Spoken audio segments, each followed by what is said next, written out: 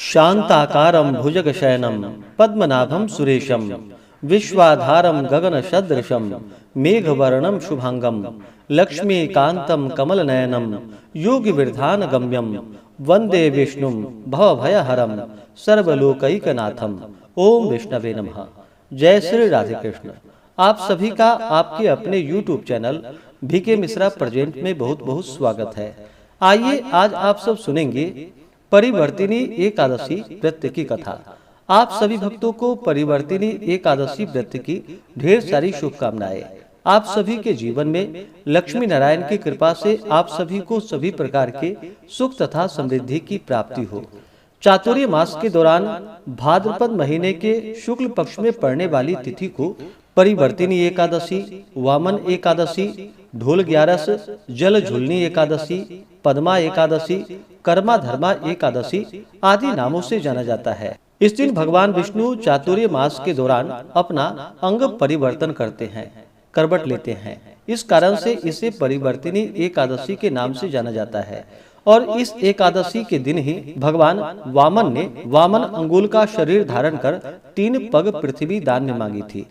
इस दिन भगवान विष्णु के वामन स्वरूप की तथा भगवान विष्णु माता लक्ष्मी माता एकादशी और भगवान त्रिलोकीनाथ के पूजन करने का इस व्रत में विशेष महत्व माना गया है।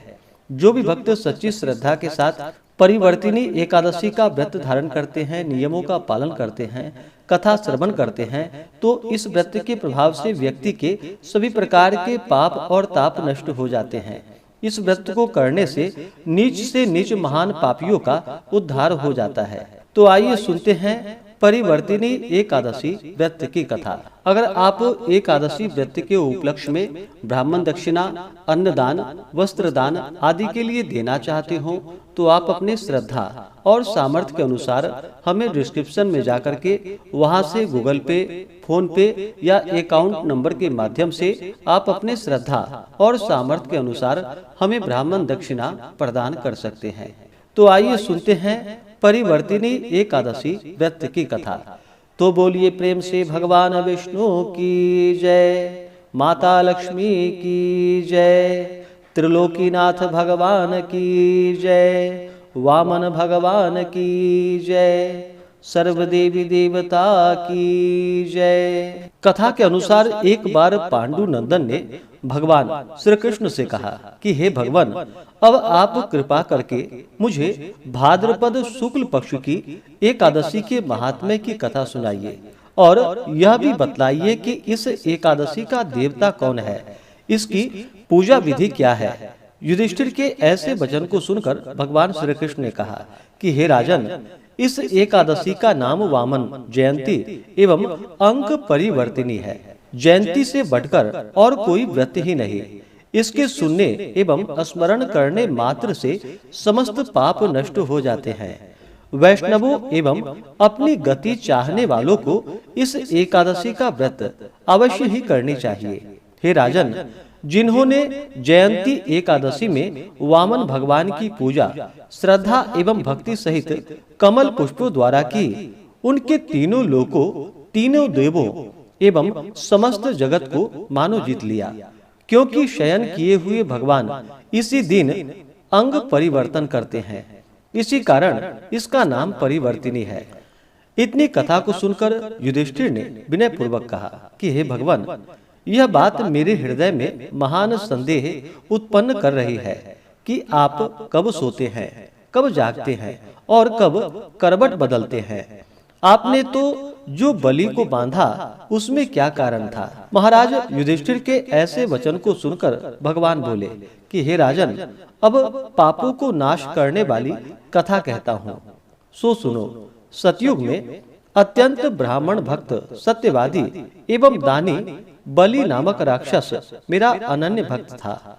उसने अपने यम, नियम एवं तप, दान और यज्ञ द्वारा त्रिलोक्यों को कंपित कर दिया था। उसके यज्ञ, दान और तप से भयभीत इंद्र देवताओं को साथ लेकर मेरे यहाँ आया और मेरी स्तुति एवं प्रार्थना की।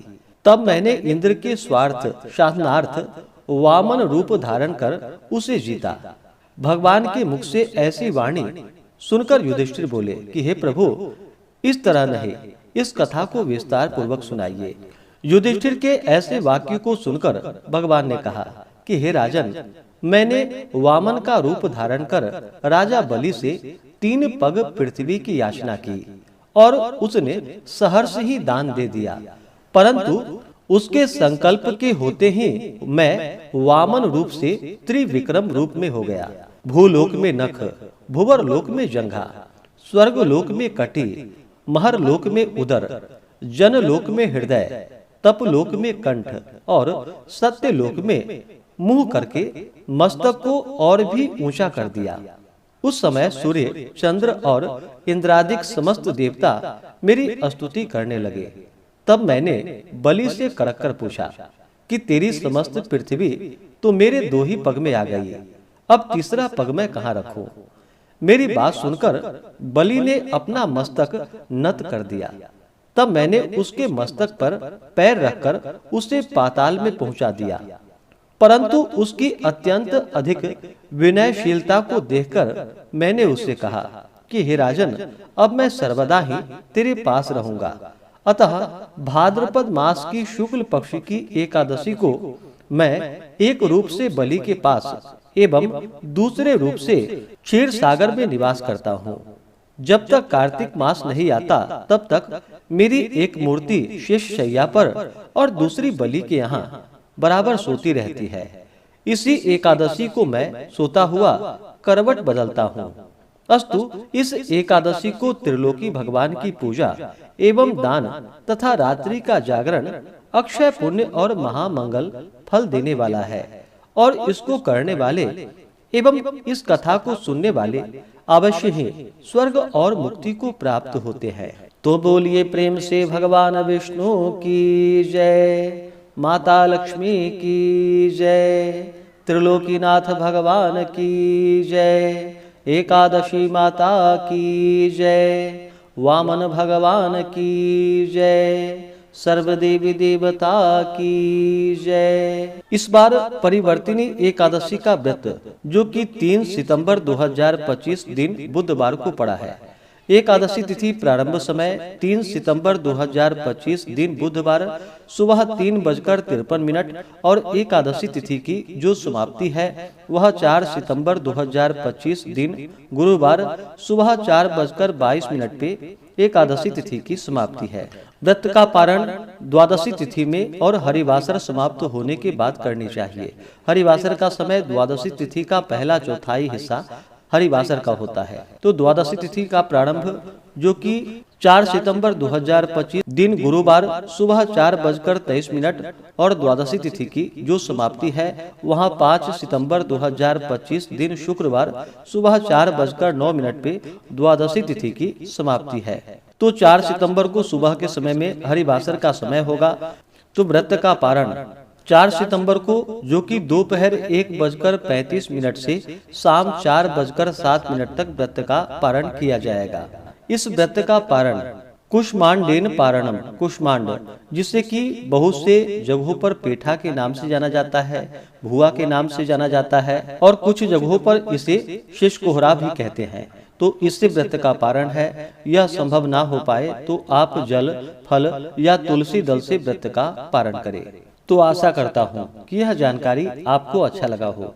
इसी प्रकार से ज्ञानवर्धक जानकारियाँ प्राप्त करते रहने के लिए, व्रत पूजा के बारे में जानने के लिए, कथा को सुनने के लिए चैनल पे अगर आप पहली बार आए हैं तो चैनल को लाल बटन दबा करके सब्सक्राइब करें, साथ में बेल आइकन घंटी को दबाएं ताकि आने वाली वीडियो का नोटिफिकेशन आपको समय से मिलता रहे। वीडियो को लाइक करें, शेयर करें। सुखी रहें और स्वस्थ रहें। जय श्री राधे कृष्ण। धन्यवाद।